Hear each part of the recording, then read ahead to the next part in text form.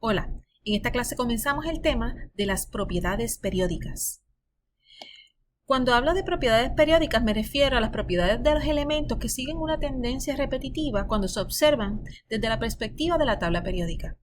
Están relacionadas a las configuraciones electrónicas y al total de niveles que tiene el átomo. Ya nosotros hemos hablado de un ejemplo de una propiedad periódica y hablamos de eso cuando hablamos de los iones que forman los diferentes elementos. Por ejemplo, si consideramos a flúor con esta configuración electrónica de 1s2, 2s2, 2p5, en la capa de valencia completaría su octeto si gana un electrón.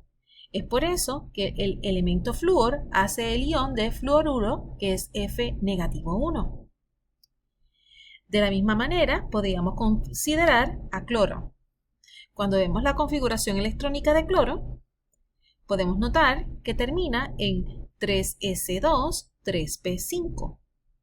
Le falta un electrón para completar el octeto en su capa de valencia, así que podemos predecir que el ion que hace el átomo de cloro es cloro negativo 1, que es el ion cloruro.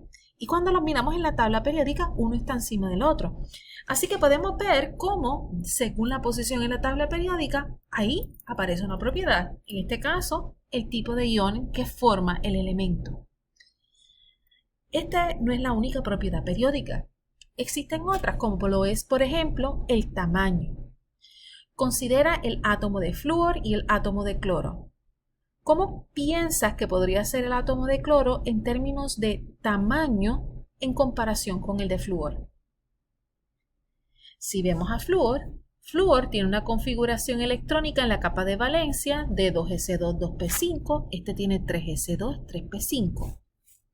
Pero ¿será por la configuración electrónica? Y si considero simple y llanamente el nivel de la capa de valencia. Flúor tiene 2 capas, su capa de valencia es n=2. Cloro tiene 3 capas, su capa de valencia es n=3. Yo esperaría entonces que aquel átomo que tuviera más capas sea aquel que es el más grande. Y así lo es. Cloro es más grande que flúor. De igual manera, además de tamaño, tenemos otras propiedades periódicas. Las propiedades que vamos a estar discutiendo son carga nuclear efectiva, radio atómico y radio iónico, energía de ionización, afinidad electrónica. Comenzando con carga nuclear efectiva. Cuando hablo de carga nuclear, ¿a qué me refiero? Si recuerdas, en el núcleo, el átomo contiene neutrones y protones, y que entre los dos, los protones son los que realmente tienen carga y son cargas positivas. La carga nuclear se refiere a las cargas positivas, a las cargas de los protones en el núcleo. Nosotros identificamos la carga de la cantidad de protones en el núcleo con el número atómico Z, y el número atómico, ese Z, es el número que está arriba del elemento en esa tabla periódica. Para helio, Z es igual a 2, para neón, Z es igual a 10, y eso nos dice que helio tiene 2 protones, neón tiene 10 protones también. Y si son átomos neutrales, la cantidad de protones y electrones debe ser la misma. Esto es sobre carga nuclear, número de protones. Cuando yo hablo de carga nuclear efectiva, realmente lo que estoy hablando es de la carga positiva del núcleo que alcanza a los electrones en la capa de valencia. Bien, de nuevo, carga positiva del núcleo que alcanza a los electrones en la capa de valencia. Considera el caso de litio.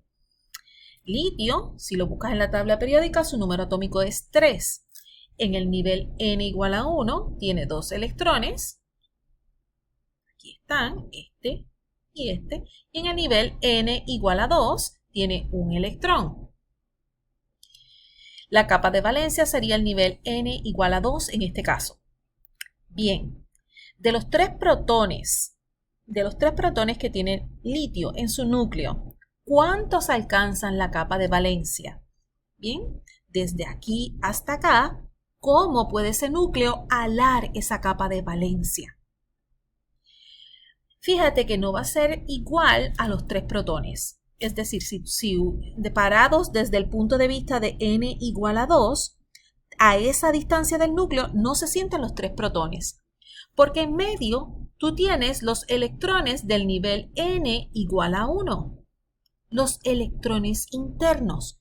Y esos electrones internos cancelan, apantallan. Podemos decir que obstaculizan cuánto de esa carga positiva se siente en la capa de valencia. Es por esto que la carga nuclear efectiva va a ser igual a la cantidad de protones que tiene ese núcleo menos la cantidad de electrones internos.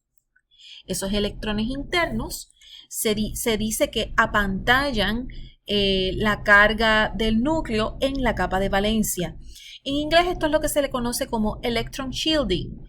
Y electron shielding, shielding se refiere como si fuera un escudo.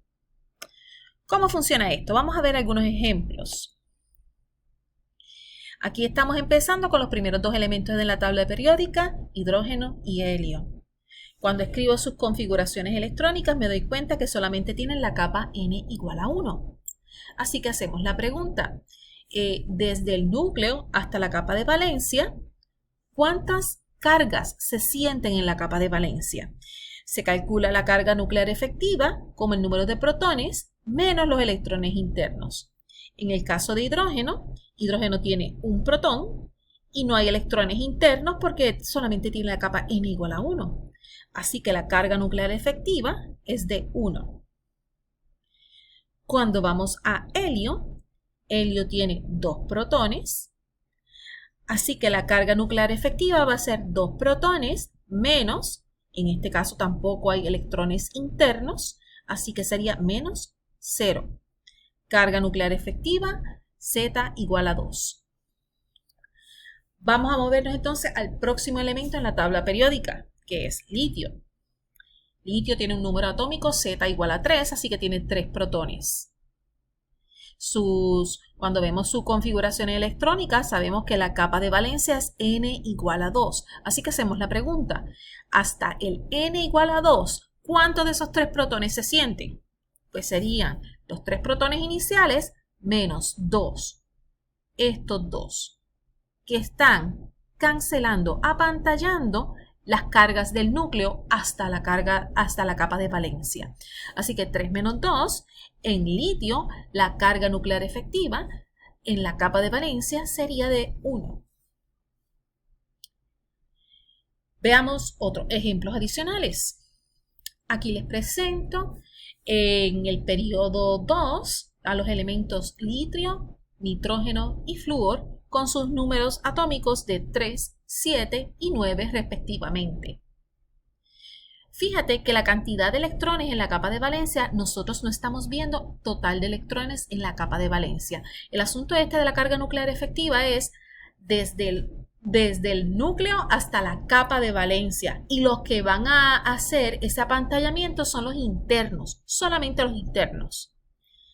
Para litio, entonces, tiene 3 protones y 2 en la capa interna, así que la carga nuclear efectiva sería de 1. Para nitrógeno, nitrógeno tiene 7 protones, menos 2 en esa capa interna, así que tiene una carga nuclear efectiva de 5. Y en el caso de flúor, tiene 9 protones y solamente 2 en capa interna, así que la carga nuclear efectiva sería de 7. Estas tendencias que estamos viendo y este ejercicio que estamos haciendo son aproximaciones, que conste, son aproximaciones, hay estudios un poquito más sofisticados de esto, pero es un buen punto de partida. Y donde mejor funciona van a ser en los elementos representativos.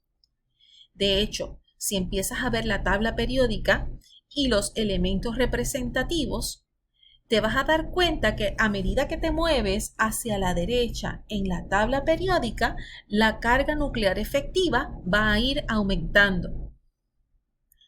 Más aún, haz el ejercicio. Calcula la carga nuclear efectiva para elementos como sodio, como fósforo, como cloro, sodio, fósforo y cloro. Veamos. La carga nuclear efectiva va a ser igual a la cantidad de protones. Sodio aquí tiene 11, sería 11 menos. ¿Cuántos electrones internos tiene sodio? Necesito su configuración. 1s2, 2s2, 2p6, 3s1. Así que tiene un total de 6, 7, 8, 9, 10 electrones internos. Tiene una Z efectiva de 1. Cuando hago a fósforo, tenemos que la carga nuclear efectiva de fósforo va a ser igual al total de protones, 15, menos el total de electrones internos. Hacemos la configuración 1s2, 2s2, 2p6, 3s2, 3p3 y contamos las capas internas. 6, 7, 8, 9, 10. Mira. Entonces tiene un positivo 5.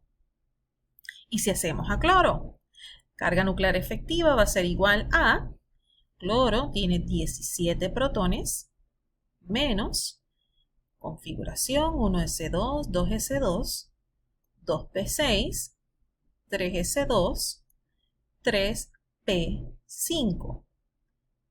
Tenemos nuevamente 10 electrones en capas internas con una carga nuclear efectiva de 7. Mientras está en el mismo periodo, las capas internas tienen que tener la misma cantidad de electrones. Es en esa capa de valencia que van aumentando la cantidad de electrones. Es por esto que entonces dentro de un mismo periodo la carga nuclear efectiva va a estar aumentando hacia la derecha. Más aún, esa carga nuclear efectiva calculada de esta manera va a ser igual al número de grupo.